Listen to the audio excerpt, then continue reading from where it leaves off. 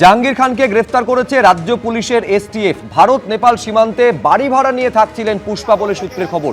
STF সূত্রে আরো খবর পাওয়া যাচ্ছে, এদেশের পাট চুকিয়ে পাকাপাকিভাবে নেপালে থাকার পরিকল্পনা করে ফেলেছিলেন তিনি। আর জাহাঙ্গীর খান গ্রেফতার হতেই ফলতায় তার অফিসে আজকে একেবারে জনরোষ আছড়ে পড়ে।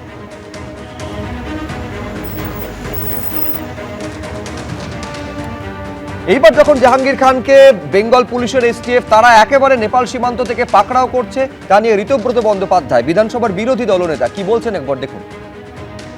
ক্রাউন প্রিন্সকে 1,68,000 ভোট পাইয়ে দিয়েছে। লোকসভায় একটা সেগমেন্টে 1,68,000 ভোট, বিজেপি নিকটতম প্রতিদ্বন্দ্বী 15,000, সিপিআইএম 2,000। সেই পুষ্পা পালিয়ে গিয়েছে। পুষ্পার হয়ে যখন প্রচার করতে গিয়েছিলেন বলেছিলেন জাহাঙ্গীর আমাকে বলেছে, আর জাহাঙ্গীর বললে তো করতেই হবে। জাহাঙ্গীর বলেছে যে ইলেকট্রিক ক্রিমেটোরিয়াম বানিয়ে দিন, 4 তারিখের পর যারা হার্ট অ্যাটাকে মারা যাবেন কাজে লাগবে। এখন সেই ইলেকট্রিক ক্রিমেটোরিয়ামও নেই, জাহাঙ্গীরও নয়, ফলেন প্রিন্সকেও দেখা যাচ্ছে না। গতকাল অবশ্য চার্টার ফ্লাইটে গেছেন, গতকাল না তার আগের দিন। আমার কথা হচ্ছে যে পার্টিকে বেকায়দায় ফেলে ক্যান্ডিডেচার যে তুলে নিল তার সাসপেনশন হলো না, কথা তুললাম আমরা, বলা হলো যে টুইটে দেখে নাও। তো এখন টুইটেই দেখতে পাচ্ছি জাহাঙ্গীর ধরা পড়েছে। তো এবার জাহাঙ্গীরের বিরুদ্ধে ব্যবস্থা নিতে গেলে অনেক সমস্যা থাকতে পারে। জাহাঙ্গীর আবার যদি অ্যাপ্রুভার হয়ে যায় কোনোভাবে, এরকম অনেকে বলছে যে জাহাঙ্গীর যদি মুখ খোলে তাহলে খুব কেলেঙ্কারি হতে পারে। আমি শতরূপদির কাছে আসবো। মারাত্মক, আমি বলছি এই ঋতব্রত বন্দ্যোপাধ্যায়, সন্দীপন সাহারা, কালীঘাটে মমতা বন্দ্যোপাধ্যায়, অভিষেক বন্দ্যোপাধ্যায়ের সঙ্গে বৈঠকে তারাই তো প্রথম প্রশ্ন তুলেছিলেন যে ভোটের 48 ঘন্টা আগে যিনি দলকে একেবারে বিপদে ফেলে পালিয়ে যান, কেন তাকে বহিষ্কার করা হবে না? ঘটনার পর এতগুলো দিন পেরিয়ে গেল, যারা প্রশ্ন তুলেছিলেন তারা বহিষ্কৃত হয়ে গেলেন, অথচ এখনো পর্যন্ত গ্রেফতারির পরেও তৃণমূল কংগ্রেস জাহাঙ্গীর খানকে বহিষ্কার করার সাহস দেখাতে পারলো না। আজকে তো স্পষ্ট শতরূপদি ঋতব্রত বন্দ্যোপাধ্যায় বলছেন যে বহিষ্কার করলে দল ব্যবস্থা নিলে একেবারে প্যান্ডোরার বাক্স খুলে যেতে পারত, সেই কারণে নাকি দল ব্যবস্থা নেয়নি। শুভ্র, অনেকগুলো কথা বলার আছে এখানে। প্রথমত হচ্ছে যে তুমি দেখো, আজকে শুধু প্যান্ডোরাস বক্স নয়, আজকে তৃণমূলে আমরা অনেক দিন ধরে একই কথা বলে আসছিলাম যে ঠকবাজতে গা উজাড় হয়ে যাবে। সমস্ত এক একটা জায়গায় ধরছে, একেবারে উইপোকার মতন পড়ছে। অবশ্য উইপোকা, ওদের দলের টাকা উইপোকাও খেয়ে যায়। যাই হোক, আজকে জাহাঙ্গীর ধরা পড়েছে। তুমি দেখবে একটু আগে তোমরাই দেখাচ্ছিলে সিআইডি, যে সিআইডি নিয়ে তৃণমূল গর্ব করতো, সেই সিআইডি ওয়েস্ট বেঙ্গল গভর্নমেন্টের এনকোয়ারি এজেন্ট, তারা গেছে এই সিগনেচার এর জন্য ধরতে। তার আগে সিবিআই আছে, ইডি আছে। আর একটা কি দামি ঘড়ি পরে, দামি গাড়ি চড়ে একটা সিন্ডিকেট কিংপিন আমরা বলতাম, মাননীয় স্বরাষ্ট্রমন্ত্রী অভিষেক ব্যানার্জিকে তাই বলেছে। এবার এটা হবে, আমি কিন্তু বহুবার বলেছিলাম যে বেলে যারা বেরোচ্ছে তারা জেল খালি করে দিচ্ছে, বড় বড় লোকজন ধরবে। এবার ওই সিরিয়ালে যেরকম দেখায় না মহা এপিসোড, এই মহা এপিসোড এবার আসবে বলে। এবার অভিষেক এবার হবে খুব শীঘ্র। একটু আগে শীর্ষেন্দু খুব উত্তেজিত হয়ে গেছিল যে কবে অভিষেককে ধরা হবে। অভিষেকও যাবে, অভিষেকের পিসিও যাবে, কেউ বাদ যাবে না। কিছুক্ষণ আগে বোধহয় দুপুরবেলা, আজকে মুখ্যমন্ত্রী দুপুরবেলা না গতকাল বোধহয় মুখ্যমন্ত্রী বলেছে ব্রিগেডে জেল খুলতে হবে। কিন্তু না, সেসব তো হবে, একটার পর একটা লোক ধরা পড়বে, যাবে। কিন্তু এইখানে যেখানে ফাইনালি অভিষেক এবং তার পিসি তারাও যাবে, দামি ঘড়ি চড়া, অহংকার দেখানো, মানুষকে বলা যে উনি থাকলে কি গুলি করে উড়িয়ে দিতেন আমাদের কার্যকর্তাদের, এবং 4 তারিখের পর দেখে নেবে কোথায় ডিজে বাজবে, কোথায় কি হবে, সবাই যেন এসে দেখে যায়। আমরাও আছি, তারাও আছে, তাদের কি হাল হয়েছে, মানুষ কি হাল করেছে একেবারে। এই জাহাঙ্গীর খান ফলতায় যেভাবে বিজেপি কর্মী সমর্থকদের উপর অত্যাচার চালিয়েছিল, একটা ত্রাসের বাতাবরণ তৈরি করেছিল, খুব স্বাভাবিক যে বিজেপির মুখপাত্র হিসেবে শতরূপদি উচ্ছ্বসিত হবেন, কিছুটা আহ্লাদিতও বটে। আমোদিত তৃণমূল কংগ্রেসও হচ্ছে। এই জাহাঙ্গীর খানের গ্রেফতারির পর কুণাল ঘোষ কি বলছেন দেখুন। বেশ করেছে, এইগুলোকে বাড়িয়েই তো এই জিনিস হয়েছে। ও তো সেদিনকেই অন্যায় করেছে যেদিনকে মাঝপথে ভোটের থেকে সরে যেতে গেছে। কেন পালিয়ে বেড়াচ্ছে?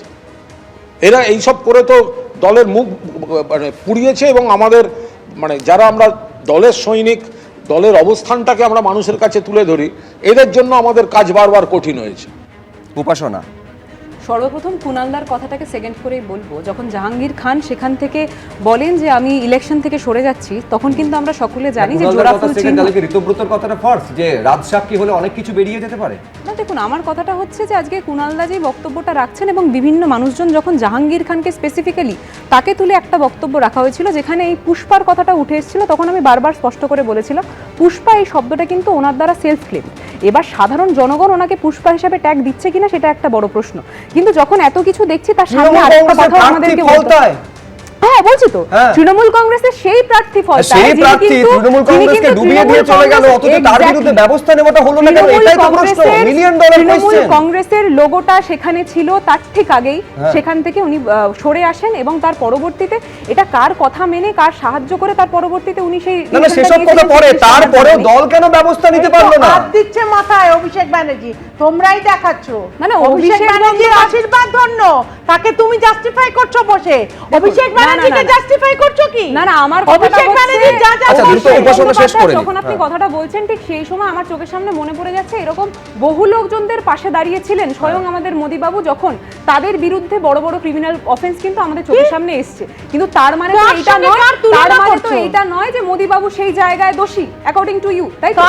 আমার মূল প্রশ্ন হচ্ছে অভিষেক বন্দ্যোপাধ্যায়, আমি বলছি এই জাহাঙ্গীর খানের বিরুদ্ধে ব্যবস্থা নেওয়ার কথা দলের ভেতর থেকে উঠেছিল। কালীঘাটে মমতা বন্দ্যোপাধ্যায় অভিষেক বন্দ্যোপাধ্যায়ের উপস্থিতিতে দলীয় নেতৃত্ব প্রশ্ন তুলেছিল, তারপরেও কোন রহস্যজনক কারণে কোনো ব্যবস্থা দলের তরফে নেওয়া হয়নি, এ প্রশ্ন তো উঠবেই। আমি দেখাবো এই জাহাঙ্গীর খান নিয়ে গতকাল মুখ্যমন্ত্রী কি বলেছেন। যেভাবে ছিন্নমূলের অবস্থা হয়েছে, আগামী বিএমসি নির্বাচনেও তৃণমূলের অবস্থা তার থেকেও যাতে করুণ হয় সেটা আপনারা দেখবেন। পুষ্পা ঝুঁকে গানেই বলেছিল, ঝুঁকতে ঝুঁকতে পুষ্পা হারিয়ে গেছে। এখানেও যে ডাকাতটা আছে পুলিশ মন্ত্রীর উপরে ছেড়ে দেন, ডাকাতটাকে ঠিক করার দায়িত্ব আমার। খুব ইঙ্গিতপূর্ণ মন্তব্য অরিন্দম দা, যে কোট আনকোট ডাকাতটা আছে যে পুলিশ মন্ত্রীর উপরে ছেড়ে দেন, কি মনে হচ্ছে? দেখুন, I paid my deep respect to DGP of West Bengal Mister Siddhinath Gupta.